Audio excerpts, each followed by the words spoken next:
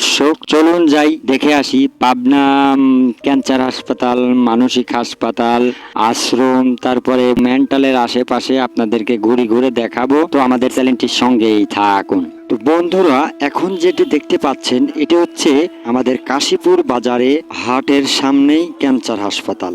এই যে দেখতে পাচ্ছেন, আজকে কিন্তু হাটের দিন, আমি হাটের দিনেই ভিডিও করেছি।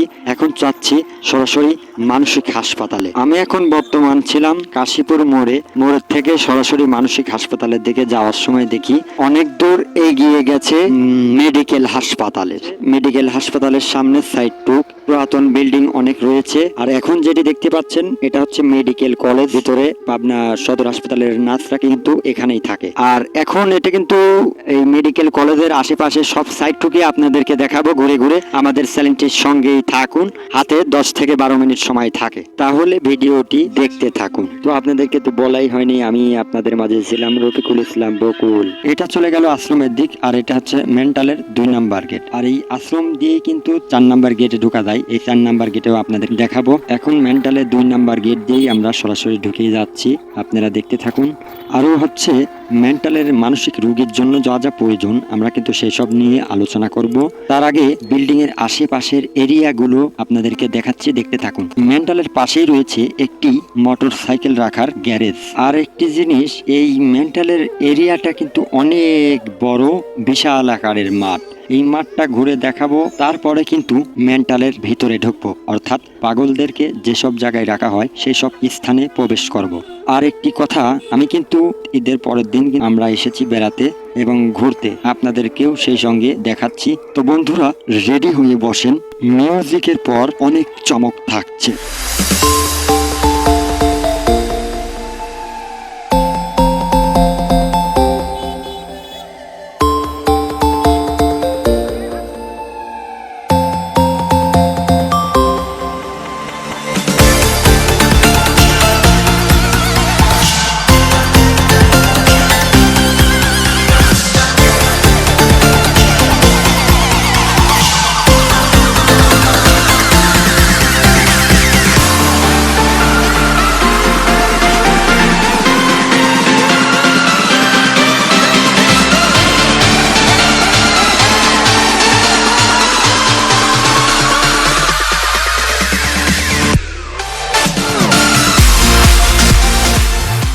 দর্শক, এখন মেন্টালের ভিতরে প্রবেশ করব। মানসিক রোগী যেখানে থাকে এবং তাদেরকে নিয়ে কিন্তু আলোচনা করব। তার আগে আমাদের চ্যানেলে আপনি যদি নতুন হয়ে থাকেন অবশ্যই ইউটিউব চ্যানেলটা সাবস্ক্রাইব করে রাখুন, এবং ফেসবুক পেজে যদি নতুন হয়ে থাকেন অবশ্যই ফেসবুক পেজটা ফলো দিয়ে রাখবেন। তো চলুন এবার মূল কথায় যাওয়া যাক। পাবনা হিমায়তপুর ইউনিয়নে মানসিক হাসপাতাল তৈরি হয় 1957 সালে। মনোরম পরিবেশে গড়ে ওঠে মানসিক হাসপাতাল। আর এই মানসিক হাসপাতালে 10টি ভবন রয়েছে চিকিৎসার জন্য।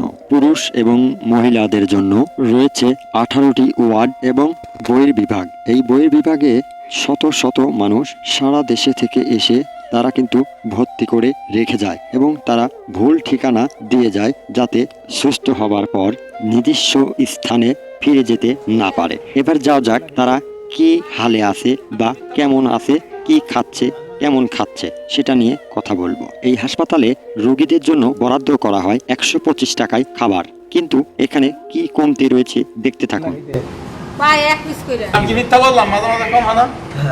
তো পাগলদের কথা সত্য না মিথ্যা যাচাই করার দায়িত্ব আপনাদের।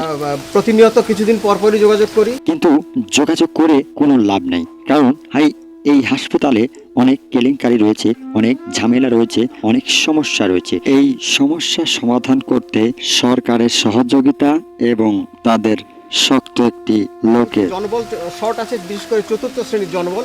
এই 4র্থ শ্রেণীর জনবল যদি আরেকটু বেশি পেতাম তাহলে এই যে হাসপাতালে ঘাস টাস গজিয়ে আছে দেখছেন।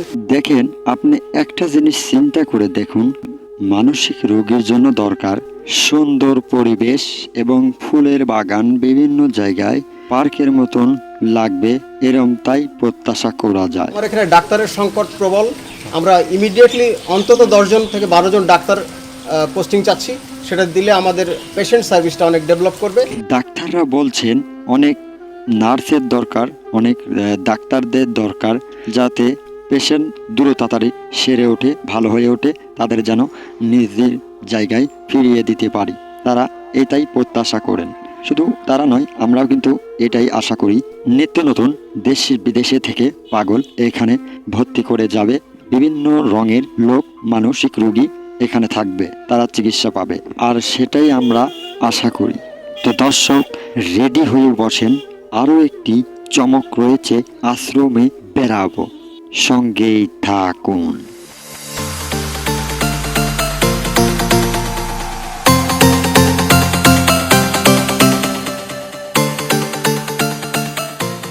তো দর্শক, চলে এসেছি সেই আশ্রমের ভিতরে। আমি প্রবেশ করেছি, আপনাদেরকে দেখাচ্ছি, দেখতে থাকুন। সুন্দর লাইটিং রয়েছে, অনেক সুন্দর সুন্দর বিল্ডিং রয়েছে।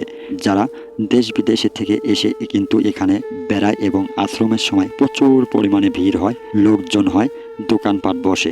এমনকি আপনি চাইলেও এখানে এসে ঘুরে যেতে পারেন, ভিডিও বানাতে পারেন। আর একটি কথা না বললেই নয়, এই আশ্রমের সঙ্গেই কিন্তু একটি হিমায়তপুর ইউনিয়নের পুলিশ ফাঁড়ি রয়েছে, খুব সাবধানে চলাফেরা করবেন। তো চলুন যাই মানসিক হাসপাতালের 4 নং গেট এইটা, আর সামনে যাচ্ছি 3 নাম্বার গেট। তো 3 নাম্বার গেট দিয়েই আমরা ভিতরে ঢুকবো। তার আগে এই যে দেখতে পাচ্ছেন 3 নং গেট এইটা। তো আশেপাশে অনেক বিল্ডিং রয়েছে, পুরাতন ভাঙাচোরা ঘর রয়েছে, আর এটা হচ্ছে মানসিক হাসপাতালের বিল্ডিং। তো আস্তে আস্তে আমরা ধীরে ধীরে 1 নং গেটে চলে যাচ্ছি, আপনারা আমাদের সঙ্গেই থাকুন।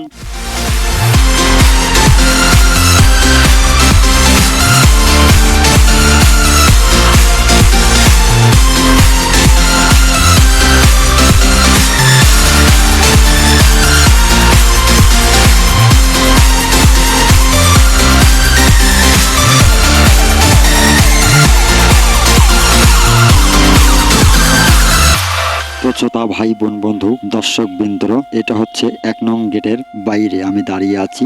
এই যে দেখতে পাচ্ছেন প্রথম গেট এইটা। তো আমাদের সঙ্গে থাকার জন্য সবাইকে ধন্যবাদ। আবারও দেখা হবে নতুন কোনো ভিডিও নিয়ে। আজ এই পর্যন্তই, আল্লাহ হাফেজ। আমি রফিকুল ইসলাম বকুল। সবাইকে আবারও বিএসএস মিডিয়ার পক্ষ থেকে সবাইকে আন্তরিকভাবে ধন্যবাদ।